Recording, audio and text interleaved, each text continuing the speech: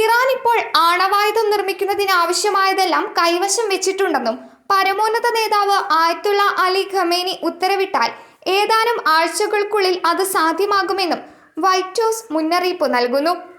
ഒരു ആണവായുധം നിർമ്മിക്കാൻ ഇറാന് ആവശ്യമായതെല്ലാം ഉണ്ട്.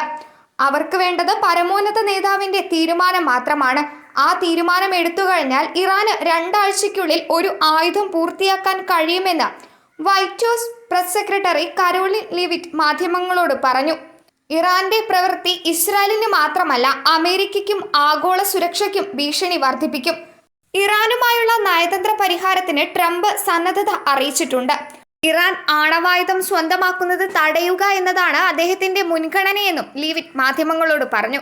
ഏതൊരു കരാറും ടെഹ്റാന്റെ യുറേനിയം സമ്പുഷ്ടീകരണം നിരോധിക്കുകയും ആണവായുധങ്ങൾ വികസിപ്പിക്കാനുള്ള അതിന്റെ ശേഷി ഇല്ലാതാക്കുകയും ചെയ്യണമെന്ന് അവർ കൂട്ടിച്ചേർത്തു.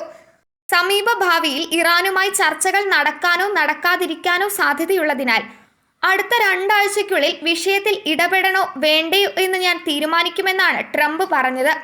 കഴിഞ്ഞ വെള്ളിയാഴ്ച ആണവ സൈനിക കേന്ദ്രങ്ങളെയും ഉന്നത ജനറൽമാരെയും ആണവ ശാസ്ത്രജ്ഞരെയും ലക്ഷ്യമിട്ട് ഇസ്രായേലി വ്യോമാക്രമണങ്ങളുടെ ഒരു പരമ്പരയോടെ ഇസ്രായേലും ഇറാനും തമ്മിലുള്ള തുറന്ന സംഘർഷം പൊട്ടിപ്പുറപ്പെടുകയായിരുന്നു.